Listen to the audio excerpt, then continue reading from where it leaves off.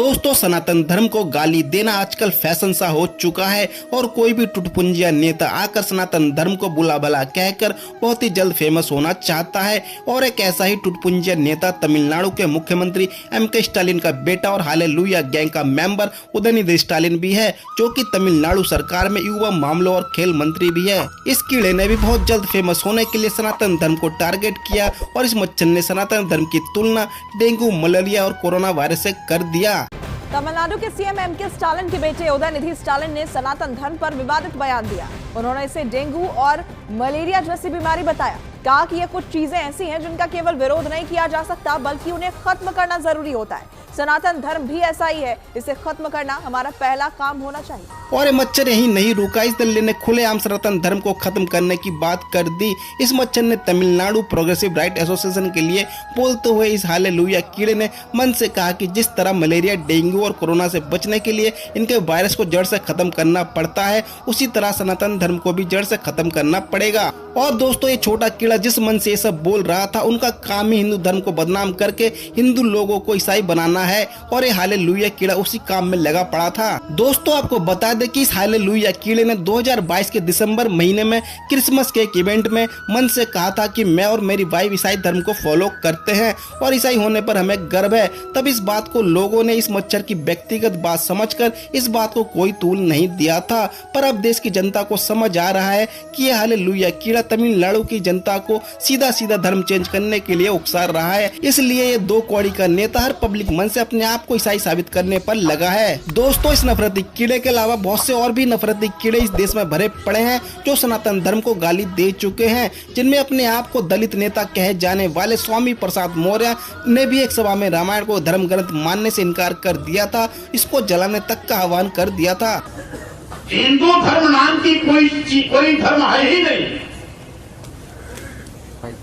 हिंदू धर्म केवल धोखा है।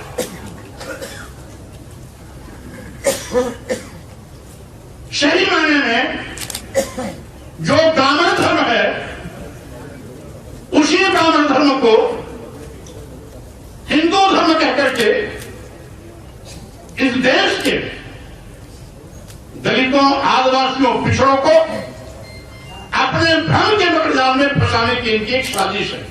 इसके अलावा आम आदमी पार्टी के दिल्ली प्रदेश के पूर्व मंत्री राजेंद्र गौतम ने खुले मन से राम, शिव और विष्णु भगवान को भगवान न मानने के लिए 10,000 लोगों को भड़काया था, जिस बात के तूल पकड़ने के बाद आम आदमी पार्टी ने राजेंद्र गौतम को पार्टी से निकाल दिया था।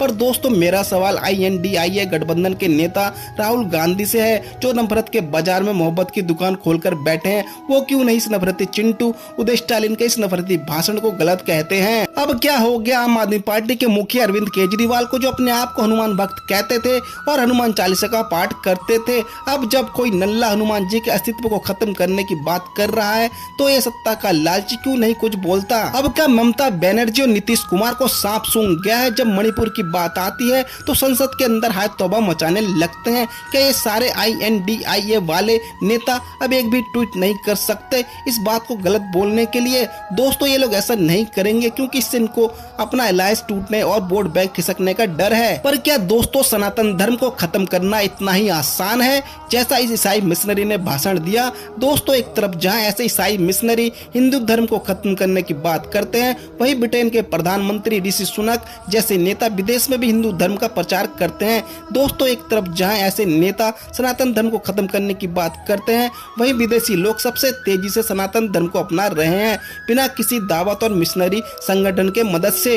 दोस्तों, ऐसे टुटपुंजिया नेताओं को सनातन धर्म का इतिहास देखना चाहिए, जो 1000 साल तक बाहरी आक्रमण सहने के बाद भी आज तक जिंदा है। दोस्तों, इन नफरती चिंटों को शान से खड़े उन मंदिरों को देखना चाहिए जो आज भी हिंदुओं की शान की गाथा कहता है। दोस्तों, इन नफरती चिंटों को हमारे देश के उन सनातनी योद्धाओं के बारे में पता करना चाहिए, जिन्होंने मुगल आक्रांताओं और अंग्रेज ईसाई मिशनरियों को इस देश से खदेड़ दिया और आज तक सनातन धर्म को हिंदुस्तान में जिंदा रखा और आगे भी सनातन धर्म का परचम लहराता रहेगा। क्योंकि जब हमें अपने धर्म के प्रति जागरूकता नहीं थी, तब हमारा सनातन धर्म खत्म नहीं हुआ, पर अब तो सनातनी अपने धर्म को जानने लगे हैं और मानने लगे हैं। अब इसको खत्म करने वाला कोई इस दुनिया में पैदा ही नहीं होने वाला। पर दोस्तों अब मेरा सवाल उन सेक्युलर हिंदुओं से है, क्या आप INDA गठबंधन को वोट देकर ऐसे लोगों को सरकार में लाना चाहते हैं जो आपके धर्म को खत्म करने का आह्वान करते हैं? क्या आप ऐसे लोगों के हाथ में देश की जिम्मेदारी देना चाहते हैं जिसमें सारे के सारे नेता सिर्फ और सिर्फ सत्ता पाने के लिए एक दूसरे के साथ आए हैं? जो नेता कभी एक दूसरे को दिन रात गाली देते रहते थे, अब वो सत्ता से मोटा माल कमाने के लिए एक साथ आए हैं।